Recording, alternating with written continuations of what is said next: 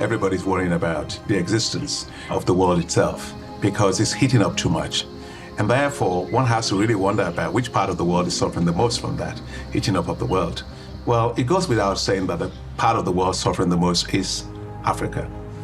If you look at the world's vulnerability index, it actually shows that 9 out of the 10 most vulnerable countries in the world are in Africa. And you can see the consequence of that. We have droughts, we have floods, we have cyclones, we're losing infrastructure, we're losing agricultural products, we're losing buildings. Countries are running into debt for things that they didn't cause.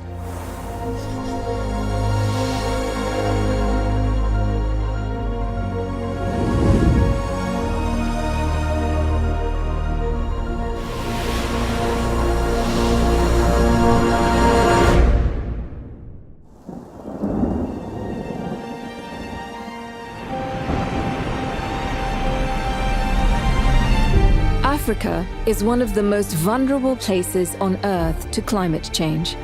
Yet it accounts for just 3% of global emissions. It is a glaring injustice, deeply felt across this resource-rich continent, that is losing between $7 and $15 billion every year to the widespread impact of global warming. The global climate financial architecture dedicated to climate finance is failing Africa. Woefully, because Africa's climate adaptation needs is so massive. Today, Africa gets $11 billion out of the total financing that it needs for adaptation per year. But it needs about 10 times that. The effects of changing climate here are vast, forcing not only displacement and forced migration, but also increasing the potential threat of conflict over dwindling resources. In the heartland of Africa, where agriculture sustains hundreds of millions, changing rainfall patterns and prolonged droughts are threatening future food production and security. Along the coastal regions that are expected to see the highest rates of population growth and urbanization in the world, rising sea levels and intense storms are reducing usable land, causing widespread flooding and contaminating clean water supplies. At the same time, Africa's iconic wildlife are confronting habitat degradation, dwindling food resources, increasing human intervention, and mounting water scarcity.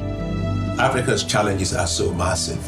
It requires what I call the baobab approach. You go to Africa, we all have these baobab trees and giant trees, and if you try to hug a baobab tree by yourself, you can't. But if you have hands in the community around the baobab tree, everybody's hand can go around the baobab tree. And so it's very important. Strategic partnerships and alliances are important, to be able to solve big transformative issues. And that's how we are doing it. With the cost of mitigation and adaptation for the region estimated at $600 billion by 2030, the African Development Bank is supporting a range of adaptation initiatives across the continent. The Africa Climate Risk Insurance Facility for Adaptation will raise an initial $1 billion of concessionary high-risk capital and grants, spurring new private capital investments to catalyze the development and uptake of innovative insurance solutions. The thing you have to do is just focus on the problem, continue to look for creative and innovative solutions to solve problems, but never be deterred by the size of the problem. And that is why I am a big supporter of the calls for reforms of the global financial architecture. Because the global financial architecture, the truth be told, is failing. It's not appropriate for the challenges we are facing today.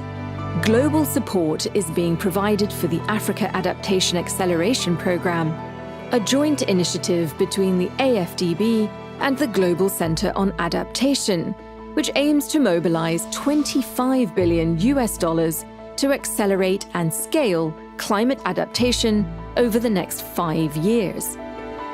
The initiative was created to scale up access to climate-smart digital technologies and data-driven agricultural services in order to support food security and increase productivity. To speed up technological innovation and nature-based solutions for urban and rural infrastructure, and to develop the skills of 1 million young people in Africa. It also addresses the pressing need to close the finance gap, crucial to putting Africa on the path to a sustainable future. Yet Africa is not without hope.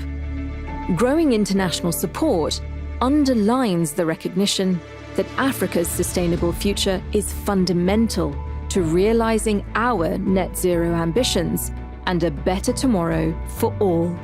I have faith in Africa. I have faith in Africa's youth. I have faith that our future will be a much better future.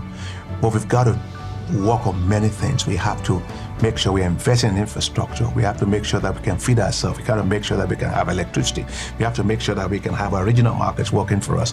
We have to make sure that we are deploying our capital to unleash the entrepreneurship capacity of our youth. We have to make sure that we are doing all this by mobilizing everybody around us. It comes back to the baobab thing.